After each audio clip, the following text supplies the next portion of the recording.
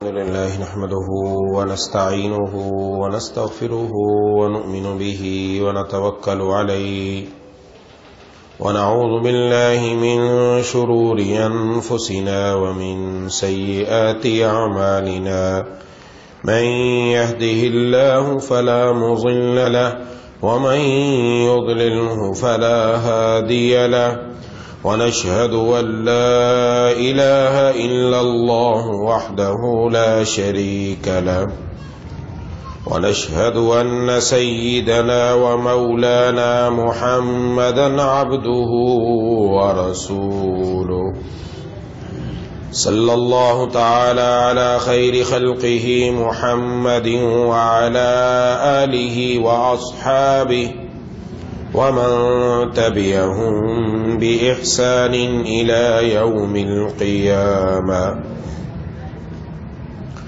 أما بعد فأعوذ بالله من الشيطان الرجيم بسم الله الرحمن الرحيم ألا بذكر الله تطمئن القلوب صدق الله العظيم۔ میرے دوستوں ساتھیوں اور میری ماؤں بہنوں اور بیٹیوں،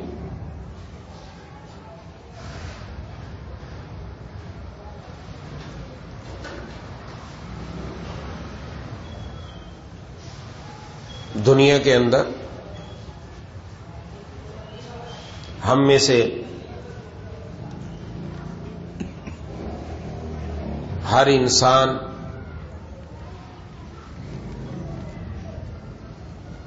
ہر مرد و عورت، ہر جوان اور بوڑھا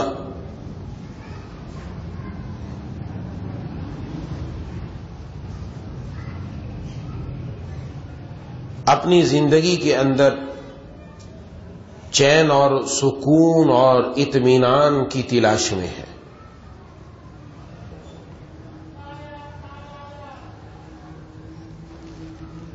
وہ چاہتا ہے کہ میری زندگی پرسکون ہو۔ کوئی بھی انسان کسی سے بھی آپ پوچھیں، وہ یہ نہیں کہے گا کہ میری زندگی کے اندر جھگڑے ہوں، میری زندگی کے اندر بے سکونی اور بے چینی ہو۔ کوئی بھی نہیں چاہتا۔ ہم میں سے ہر انسان یہ چاہتا ہے کہ میری زندگی پرسکون ہو، میں اطمینان کے ساتھ زندگی گزاروں۔ اور اس کے لیے ہر انسان نے جب اس سکون اور اطمینان اور چین کو ڈھونڈا تو کسی نے سمجھا کہ چین اور سکون اور مجھے اطمینان جو ہے پیسے کے اندر ملے گا۔ خوب پیسہ اکٹھا کیا، پیسہ ہاتھ میں آ گیا، عالیشان مکان بن گیا، گھر کے اندر تمام اسباب راحت جمع ہو گئے، اچھا گھر، اچھا پلنگ، اچھا کھانا، لیکن سکون پھر بھی نہیں آیا، چین پھر بھی نہیں آیا، اطمینان پھر بھی نہیں آیا۔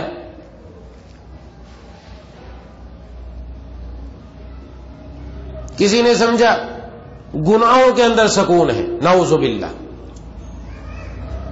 دلوں میں حرام خواہشات، حرام جذبات ہیں، اس لیے اس نے ان حرام خواہشات اور حرام جذبات کو پورا کرنے کی کوشش کی۔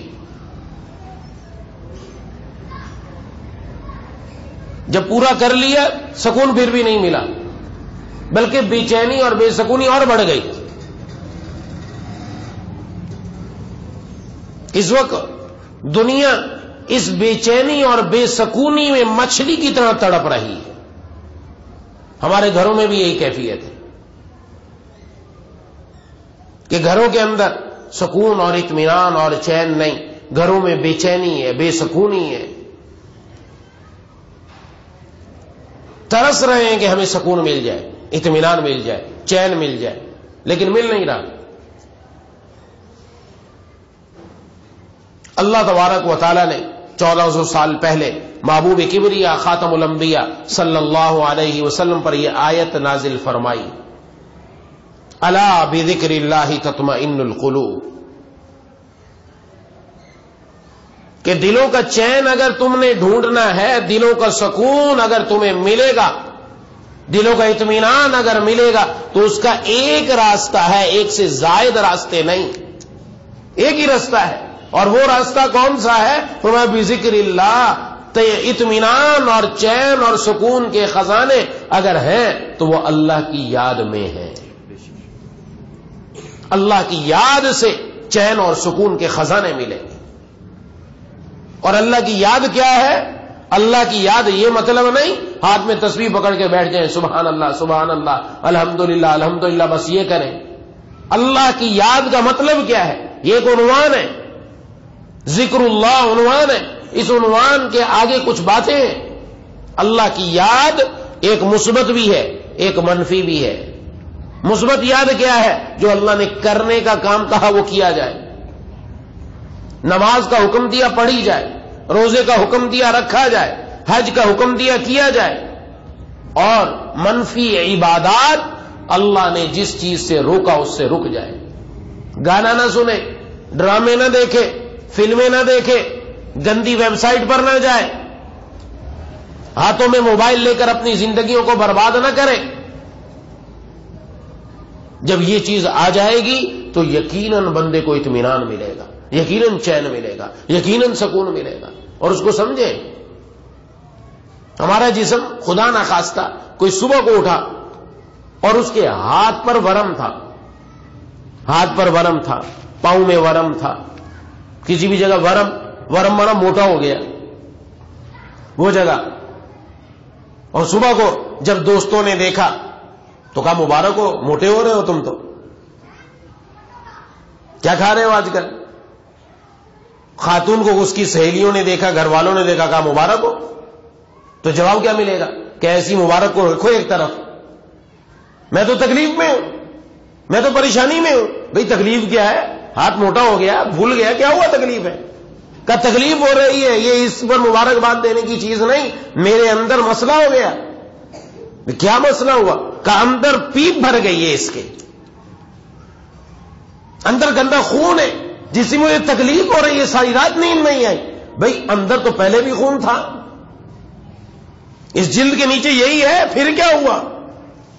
اب جب ڈاکٹر کے پاس جاتے ہیں تو ڈاکٹر کو دکھا کر اس کا علاج کرواتے ہیں، حالانکہ اگر ہم اپنی کھال اتاریں گے اس کے نیچے سے بھی خون نکلے گا، اس کے نیچے خون اور پانی ملا ہوا نکلے گا، لیکن ایک خون وہ ہے اور ایک پانی وہ ہے کہ جو ہمارے جسم کے مناسب اور موافق ہے، اور ایک وہ ہے جو غیر موافق ہے، غیر مناسب ہے، جسم اس کو برداشت نہیں کرتا۔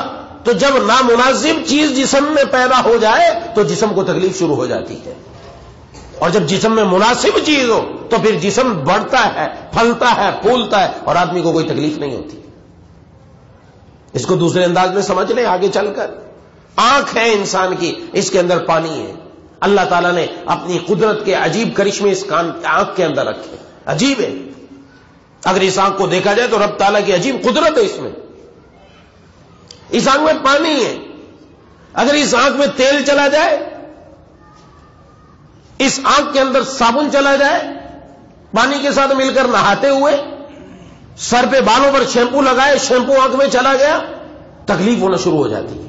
پانی ہی گیا ہے اندر، پانی شیمپو کے ساتھ مل کر اور صابن کے ساتھ مل کر تکلیف شروع ہو جاتی ہے، اور فوراً کوشش کرتے ہیں، جلدی جلدی آنکھ کو ملتے ہیں اور پانی ڈالتے ہیں کہ جلدی جلدی یہ نکل جائے۔ کیا ہوا؟ پہلے بھی تو آنکھ میں پانی تھا، وہ پانی آنکھ کے مناسب تھا، اس لیے آنکھ کو کچھ پتہ نہیں چلا، اور جب غیر مناسب چیز آنکھ میں گئی، آنکھ نے پھڑکنا شروع کر دیا، جسم کو پیغام دے دیا کہ غلط چیز چلی گئی، جلدی دیکھو کیا ہوا اس آنکھ کے اندر۔ مناسب اور غیر مناسب کا فرق سمجھ لیں اچھی طریقے سے۔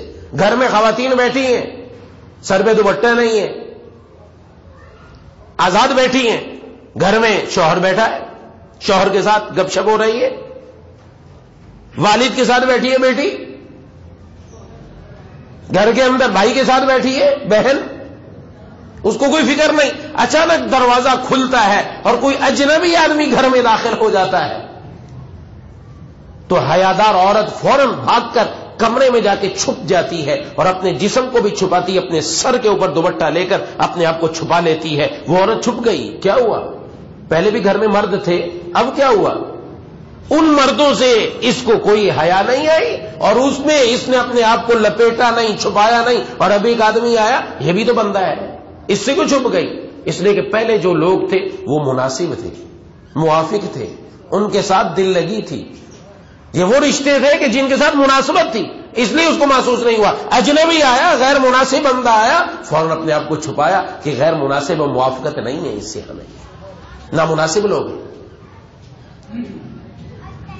اب بات اچھی طرح سمجھ آ گئی. مناسب چیز ہو انسان کے جسم میں، انسان کی زندگی میں، تو انسان کو فرق نہیں پڑتا چلتا. غیر مناسب آ جائے تو انسان اس سے بچنے کی کوشش کرتا ہے. اور جب زندگی میں اللہ کی یاد کے علاوہ غیر اللہ آ جائے تو غیر مناسب چیز آئی ہے، اطمینان کیسے ملے گا؟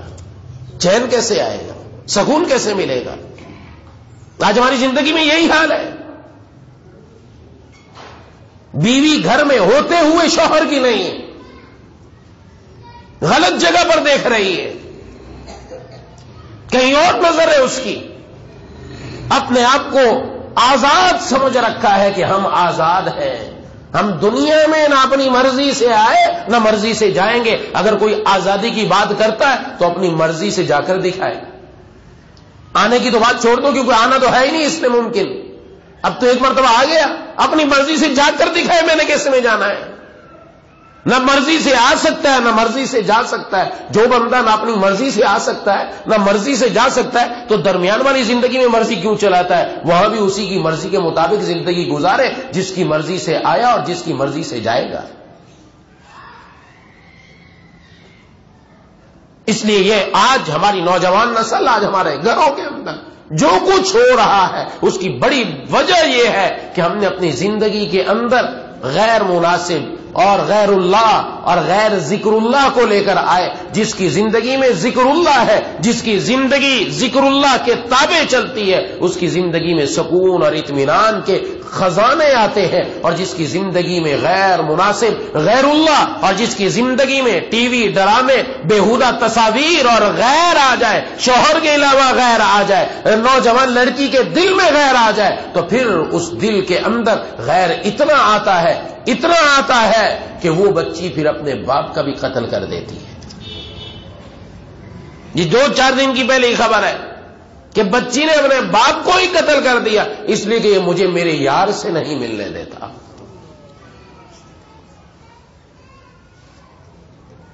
جب عقل معاف ہوتی ہے، جب عقل پر پردہ پڑتا ہے، جب بندہ غیر کی طرف جاتا ہے تو یہ انجام نکلتا ہے. پھر اس کی زندگی کی تباہی اور اس کی زندگی کا نقصان اور آئندہ آنے والی زندگی اس کی جو برباد ہوگی، اس کا ذمہ دار یہ خود ہے. اس لیے ہماری زندگی میں آج چین نہیں، سکون نہیں، اطمینان نہیں، اس کے ذمہ دار ہم خود ہیں، کوئی اور نہیں. ہم خود ہیں، ہم نے اپنے گھروں میں وہ ماحول بنایا. اس لیے خدا کے لیے میری مائیں، بہنیں، بیٹیاں سمجھیں اس بات کو کہ اپنی زندگی کے اندر لے کر کس کو آنا ہے، اپنی زندگی میں کیا چیز آئے گی کہ اطمینان اور چین آئے گا. یہ 2-4 دن کی زندگی ہے. آپ یہ کہیں میں نے مرضی سے گزارنی، گزارو. آپ گزار سکیں گے، مرد بھی گزار لے گا، لیکن اس کے بعد ایک ہمیشہ کی زندگی آنے والی ہے. ہمارا یہاں کا کیا ہوا، جو کچھ بیج ڈالا ہے اس کا پھل اس زندگی میں نکلنے والا ہے. یہ 2-4 منٹ کے خوشی کے لیے، 2-4 لمحوں کی خوشی کے لیے گندی حرکت تو ہو جائے گی، غلط خواہشات اور جذبات تو پورے کر لیے جائیں گے، لیکن اس کے بعد دل اور دماغ پر اللہ کا عذاب اترے گا. اس لیے حکیم الامت حضرت تھانوی رحمہ اللہ نے عجیب بات ارشاد فرمایا کہ محبوب کبریا خاتم الانبیاء صلی اللہ علیہ وسلم نے ارشاد فرمایا کہ میرا دل کر رہا ہے آذان ہونے کے بعد میں مصلی پر کسی کو کھڑا کروں اور حکم دوں کہ لکڑیاں جمع کر لی جائے. سنی ہوئی ہم نے حدیث. اور جو لوگ مسجد میں نماز پڑھنے کے لیے نہیں آتے میں ان کے گھروں کو آگ لگا دوں. اگر مجھے عورتوں اور بچوں کا خیال نہ ہوتا. ہم تو صرف یہاں تک سوچتے ہیں، لیکن حکیم الامت نے آگے بات لکھی، عجیب بات لکھی. فرمایا ان کے گھروں میں آگ لگ چکی،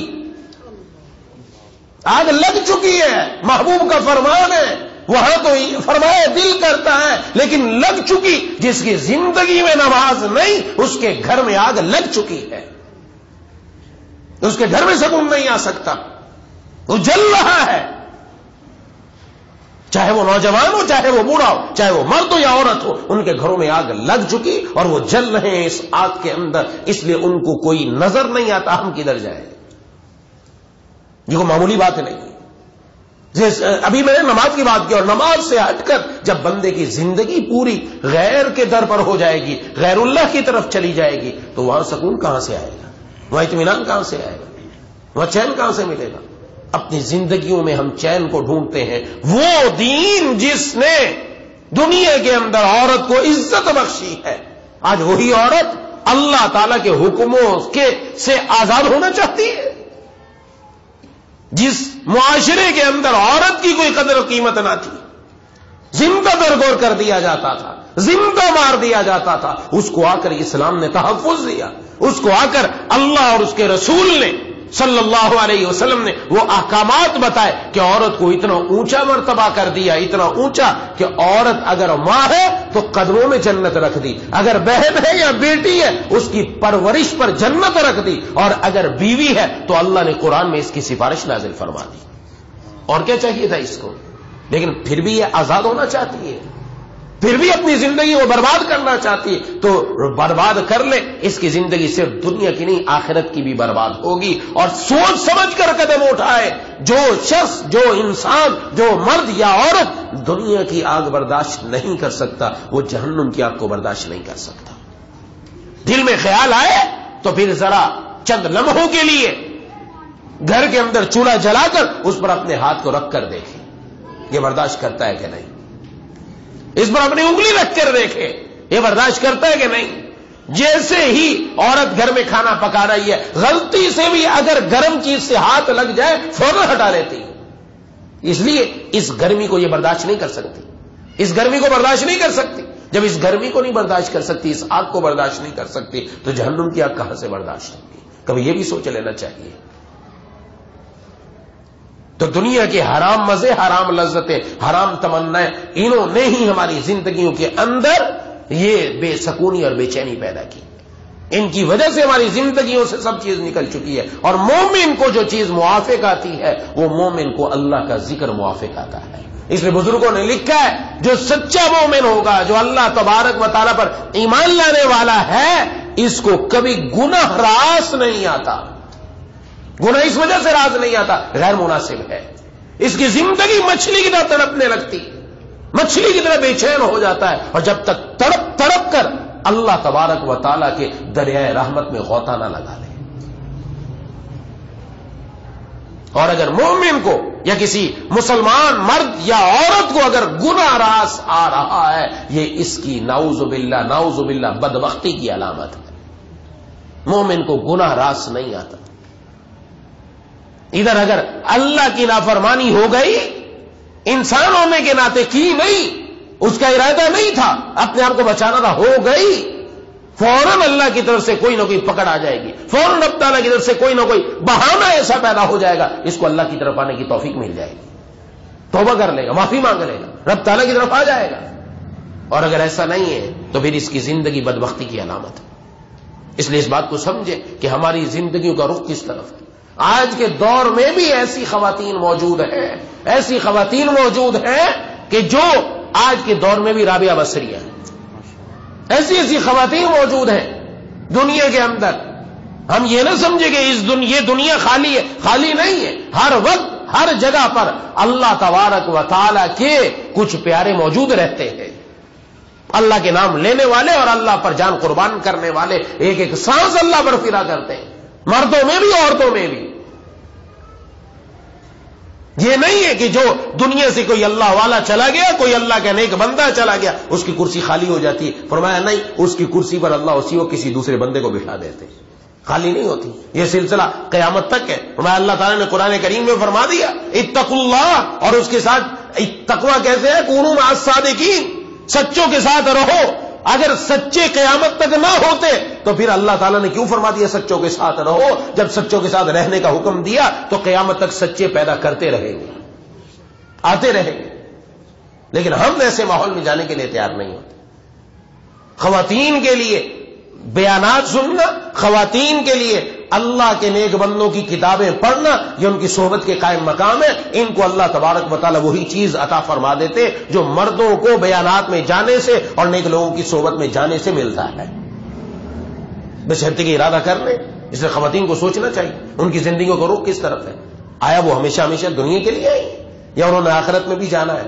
آخر ایک دن مرنا ہے، قبر میں جانا ہے. کون ساتھ دینے والا ہے؟ یہ دنیا کی یہ جتنی بھی چیزیں سب نے ایک لمحے میں منہ موڑ لینا، سب نے ایک لمحے میں منہ موڑ لینا، اور پھر کوئی کسی کے کام آنے والا نہیں. علامہ رومی رحمہ اللہ نے پیر چنگی رحمہ اللہ کا واقعہ نقل کیا. چنگ ایک آلہ تھا جو بجایا جاتا تھا، جس طرح آج کل موسیقار جو موسیقی اور گانا گاتے ہیں ان کے پاس مختلف قسم کے آلات ہوتے ہیں، جو ساز نکلتا ہے اس کے ذریعے وہ اس کے اوپر گانا گاتے ہیں. یہ بھی ایک آلہ تھا جس کو بجا کر گانا گایا جاتا تھا. تو یہ بھی گانا گاتے تھے تو مسلمان، لیکن گانا گاتے تھے، اور ظاہر ہے جوانی میں آواز بہت اچھی تھی، لوگ مرتے تھے، پیسے لٹاتے تھے جیسے آج کل پیسے لٹاتے ہیں. لیکن کب تک؟ آخر انسان نے ایک دن بوڑھا تو ہونا ہے.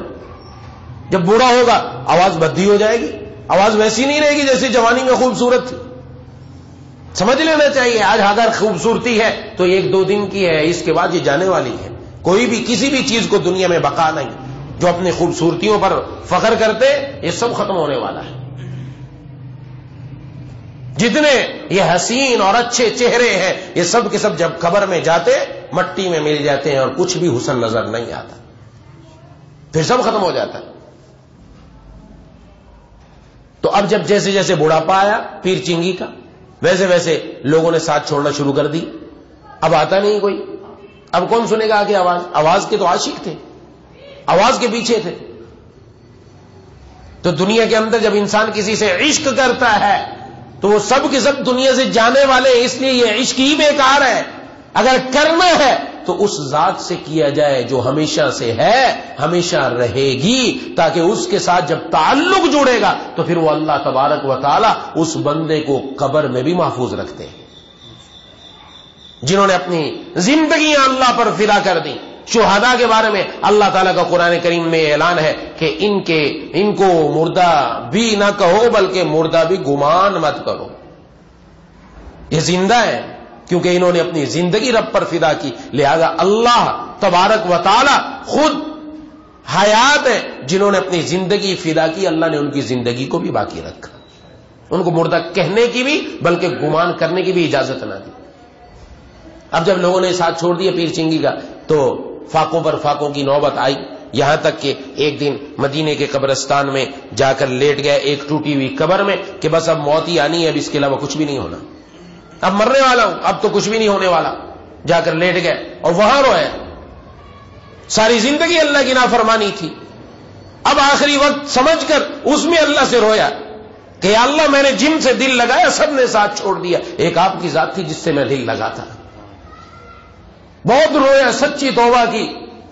امیر المؤمنین حضرت عمر فاروق رضی اللہ تعالیٰ عنہ کا دور تھا، آپ آرام فرما رہے تھے گھر میں، خواب میں اللہ تبارک و تعالیٰ کی طرف سے ایک منادی نے آواز لگائی اور آپ کو حکم دیا جاؤ ایک میرا پیارا مدینے کے قبرستان میں بیٹھا رو رہا، جاؤ اور اس کو جا کر میرا سلام کہو. حضرت عمر فاروق رضی اللہ تعالیٰ عنہ بیدار ہوئے، بھاگے کہ کون ایسا ہے جس کے بارے میں جا کر دیکھا قبرستان میں تو وہ پیر چنگی جو گانے گایا کرتا تھا. حضرت عمر فاروق رضی اللہ تعالیٰ عنہ اس کو اٹھایا اور خود بھی رونے لگے اور اس کو اپنے ساتھ لگایا. جب اس نے حضرت عمر فاروق رضی اللہ تعالیٰ عنہ کا دیکھا تو ڈر گیا کہ اب تو میری خیر نہیں، قدموں میں پڑ گیا. تو فرمایا اپنے ساتھ لگا کر کہ اللہ نے تجھے سلام بھیجا. کہ یا اللہ وہ ذات تھی جس سے میں نے پوری زندگی وفا نہ کی، پوری زندگی اس کی نافرمانی کرتا رہا، اب آ کر اس رب کو پکارا تو اب بھی وہ اللہ تبارک و تعالیٰ اس بندے کا جواب دے کر اس کو اپنا پیارا بنا رہے ہیں. اور پھر امیر المومنین کو حکم دیا گیا تھا، فرمایا آج کے بعد تجھے اپنے کھانے پینے کی فکر کرنے کی ضرورت نہیں، بیت المال سے تجھے خرچہ ملا کرے گا، تو اپنی زندگی اللہ کی فرما برداری میں گزار. جب بندہ اللہ کے در پر آتا ہے آنے میں دیر کرتا ہے لیکن رب تعالیٰ کی طرف سے دیر نہیں ہے. جو گرے ادھر زمین پر میرے اشک کے ستارے، جو گرے ادھر زمین پر میرے اشک کے ستارے، تو چمک اٹھا فلک پر میری بندگی کا تارا۔ ادھر آئے تو صحیح، ادھر آنسو تو گرائے صحیح۔ ہم اپنی زندگیوں کو دیکھیں، ہم کن چیزوں کے پیچھے پڑ گئے۔ اصل زندگی مزیدار اسی کی ہے جس نے اپنے آپ کو اللہ پر فدا کر دیا، جس نے اپنے اللہ کو اپنے دل میں لے کر آ گیا۔ پھر دیکھیں رب تعالیٰ کی طرف سے کیا عنایات اور کیا رحمتیں ملتی۔